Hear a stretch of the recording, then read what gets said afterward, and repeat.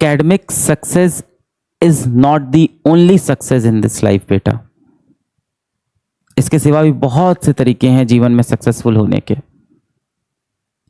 आप सचिन तेंदुलकर को देख लो, बहुत ज़्यादा पढ़े लिखे तो वो है नहीं, गॉड ऑफ क्रिकेट के नाम से उन्हें जाना जाता है।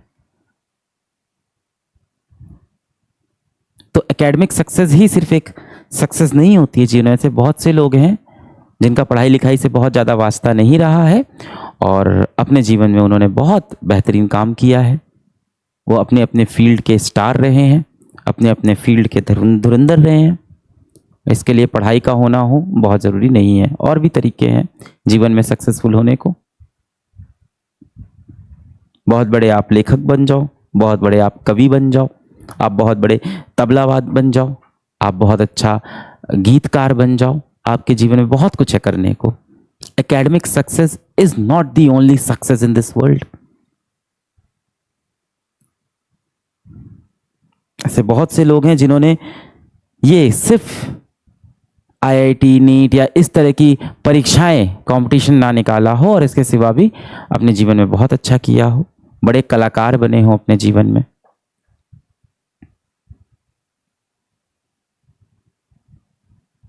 पर ये फैसला ले लो, अगर नीट ही है जीवन में तो इसके लिए सच्चे दिल से आ जाओ, और कुछ और है तो इसको छोड़ दो।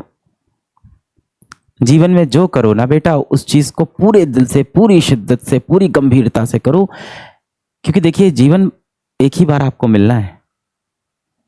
अब तो आप बड़े भी हो गए, ये सब चीजें समझने भी लगे हो, छोटे बच्चे नहीं हो आप, 17 साल के तो हो गए, तो आपको ये बात तो अब समझ में आने लगी होगी कि ये जो जीवन मिला है ये एक ही बार मिला है, इसके बाद ना जाने क्या होगा, इसके बाद ना जाने क्या होगा। तो जो करना है इस जीवन काल में करना है। 17 साल जीवन के निकल गए आपके, और जीवन कितना लंबा होने वाला है पता नहीं। आप सबने मन में तो सोच रखा होगा कि कम से कम 90 वर्ष तो मैं जीऊंगा ही। अभी तो सिर्फ 17 साल गए हैं, पर कह नहीं सकते। ये बहुत ही कड़वी बात है, पर कब मृत्यु हमारा इंतजार कर रही हो पता नहीं। तो जरूरी है कि हर दिन को हम ऐसे जिएं कि मृत्यु कल आने वाली है, और उस तरह से हर दिन को बेहतरीन बनाएं। आज कोई भरोसा नहीं है कि इस सेशन को लेने के बाद मैं निकलूंगा तो घर पहुंचूंगा कि नहीं पहुंचूंगा, किसी बात का कोई भरोसा नहीं। Life is completely unpredictable, completely unpredictable. मैंने अपने बहुत क्लोज लोगों को अपने साथ 2 मिनट पहले हंसते देखा है, और आधे घंटे बाद मैंने पता चला है मुझे कि वो अब इस दुनिया में नहीं है। जैसे जैसे आप बड़े हो गए, ये कड़वे सच आपको जीवन में और मिलेंगे।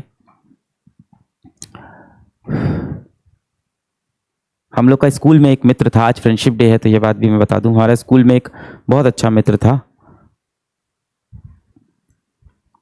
मेरे घर के पास में ही रहता था। क्लास 6 से, क्योंकि मेरा घर बिक गया था क्लास 6 में, तो हम लोग किराए के घर पे चले गए थे।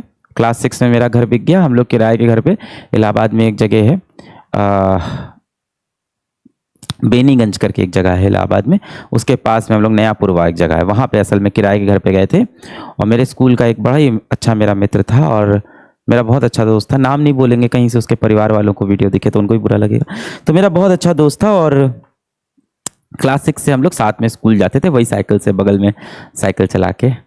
और मैं इतना बड़ा बेवकूफ़ था, मुझे याद है कि एक बार मैं घर से निकला और स्कूल पहुंच गया, और साइकिल के करियर पे मेरा बैग तक नहीं लगा था।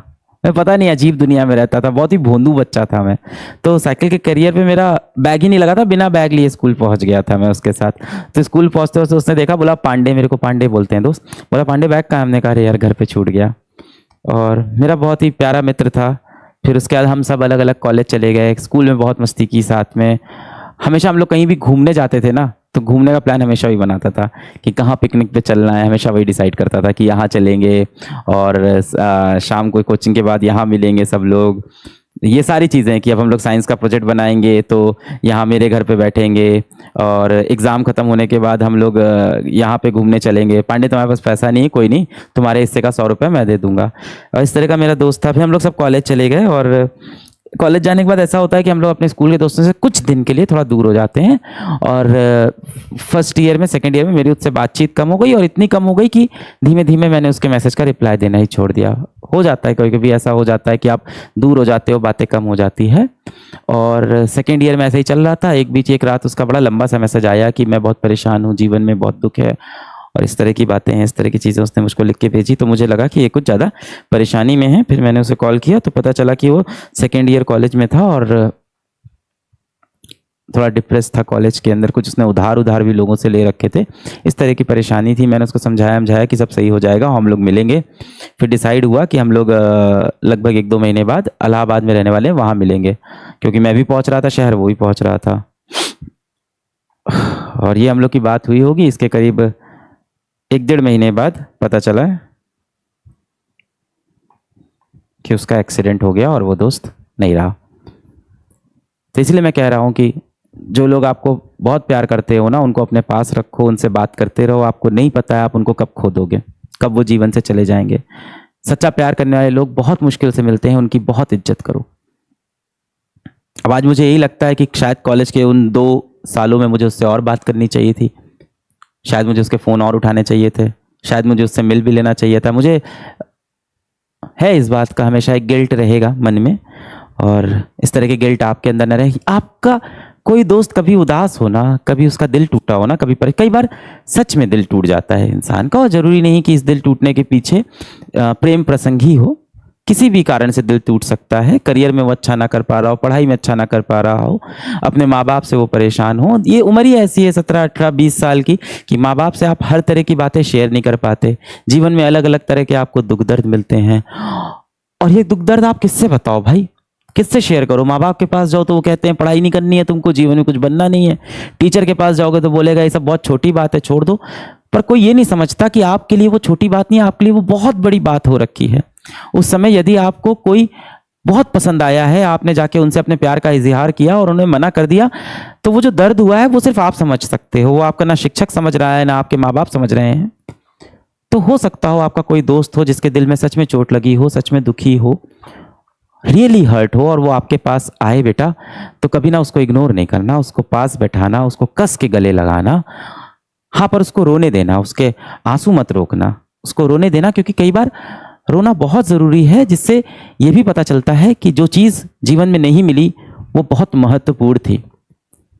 अतीत के बोझ को दिल से उतारने के लिए रोना बहुत ज़रूरी होता है। गले लगाना अपने दोस्त को, वो रोए तो उसके साथ 2 आंसू भी बहा लेना, उसकी तकलीफ को समझ लेना। ये होती है फ्रेंडशिप भाई।